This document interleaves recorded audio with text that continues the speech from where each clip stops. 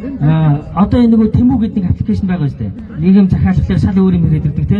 Яг сонгуулаар яг тэрнтэй адилхан болоод байгаа шүү дээ. Одоо яг бид нэг Тэмүүгээс захиалсан юм шиг ерөнхий сайдтай ингэ сууж штэ.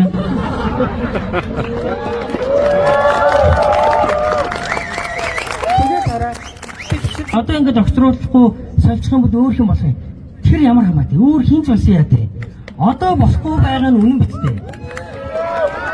Сүүлийн хэдэн жил та бүхэн санах юм бол манай улсад болсон жагсаал цуглаан дээр үр дүнд хүрсэн жагсаал нэг ганцхан байгаа. Сүүлийн бараг 5-10 жилд. Ерөнхий сайд өөрөө гарч ирж жагсан нөгөө шудраг тав билүү. Тэр жагсаалын үр дүнд. Тэр жагсаалыг бид нар одоо ямар зохион байгуулалтаа, ямар зорилготой тэрнээс хойш нэг жагсаал үр дүнд хүрээгүй. Тэгэхээр энэ жагсаал үр дүнд хүрэх ёстой, үр дүнд хүрээсээ үр дүнд хүрснээр хамгийн чухал нь юу вэ гэхээр одоо энэ залуучууд бид нар иргэд өөрсдөө итгэл мэдрээ. Эхнийх нь. Хоёр дахь нь хамгийн чухал нь дараагийнх нь хүн бодно шүү дээ. Эдгээр дахиад жагсаад унагчдсан байлээ гэд ядаж арай хамжаагтай үзэн үстэй. Аль ч утгаараа тэгэхээр бид нар энэ дээр заавал үр дүнд хүрэх ёстой. Хоёр юм төгсгөд нь хэлий.